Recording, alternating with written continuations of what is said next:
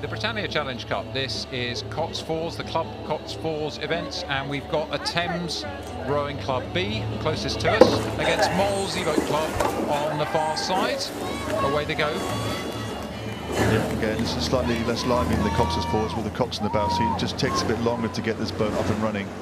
Yeah, you can absolutely relax and focus on your rowing rather than worrying on the line. None of the athletes should be worrying about the coxing and the steering here. And the cox is also able just to make the calls, keep them calm, keep them in their heads as we move a little bit further down the track. Just a couple of hundred metres more from the recorded shots there, and we can see that Molesey looked to have taken a bit of an advantage in that first 600 or 700 metres we got now. Yeah, Molesey have done a good job here getting themselves into a comfortable position. The tricky thing now for the Cox is she has to rely on the barman now to let her know where Thames B are, because she can't see them out of her peripheral vision, whereas the Cox from Thames will be pursuing them now. That's right. So normally in an 8 you see the Cox sitting in front of the stroke, and I've rowed stroke often in 8s, and you have that you have that communication. And here the bow person has to kind of say, look, we're a length up, we need to push on, or we should sit here for the moment. And there's a communication between those two athletes, and then somebody in the crew has to relay that through the crew. So yeah, it's a different way of working, but Cox 4 can be a really exciting boat. Really love this boat class. It is. It's one of the boat classes that has the biggest change of speed if people want to do some sprinting. And here you can see even the Thames B crew here rowing really quite well. Just slightly looks like they're just mildly outpowered here by the Molesey crew.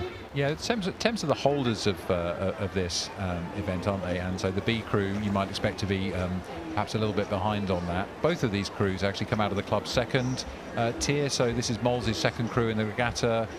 The Thames Rowing Club B crew is second 8 athletes from Thames. And there we see the faces of the Molesey crew. Thomas Critchlow, 25 years old, sitting there. He's got a little device in front of him that tells him some of the things about the boat, the speed, the stroke rate, and so on.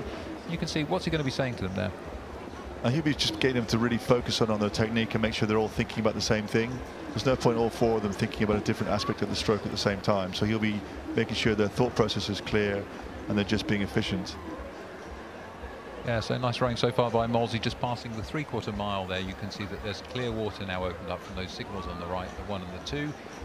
That sort of mirrors the length of the boat and the ratios between them, and yeah, we can see the wind has dropped even further during the course of the afternoon. We're getting into that sort of benign, balmy, quite humid summer's evening here at Henley.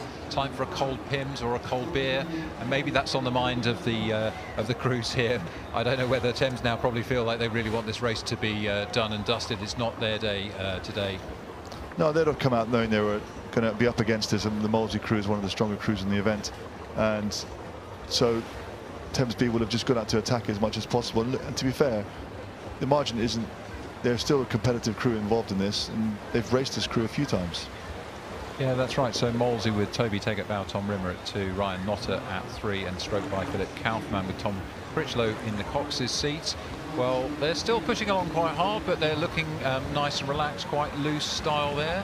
You've got the bow and the stroke, the 2 ends oarsmen on one side of the boat and the 2 middle on the other in this crew, and the Thames crews are more conventionally alternate rig. The Molesey crew moving really quite nicely down. They are really guys. They've got this really well done. The boat, and there is a lot of discussion about that rig. It's actually straighter for the boat to have the tandem in the 4 on one side. But both crews here had an easy round yesterday. It was a bit of easy round yesterday, and both raced at the Met on Sunday a few weeks ago, with the Thames B crew being the B final and the Molesey crew coming 4th overall. Just as you were saying that, Adrian, just watching umpire Sarah Winklis was just giving a flag to the Molesey crew, just warning them to stay in their water, away from the middle line. And what will happen there, of course, the athletes will have to relay that to the Cox. So there's a moment of communication there. They have to say, right, steer away, you're being warned. Which in this situation they've probably got just about enough breath to say that coherently, but if you're under pressure it can be really difficult to communicate. Yeah, and also when you get that kind of warning, the umpire wants to see a deliberate move to understand that you are actually moving away. They don't want you to be too subtle with it. They want to see that you've listened and made the move. And here you go, the Cox still carrying on, pushing the crew along. Exactly. Asa Lofsted, 25-year-old Cox of Thames, is going to have to continue to encourage crew, even though they can probably feel now that they're no longer really in a prospect of winning. And Molesey, the evening sun showing on the shoulders of the Molesey athletes.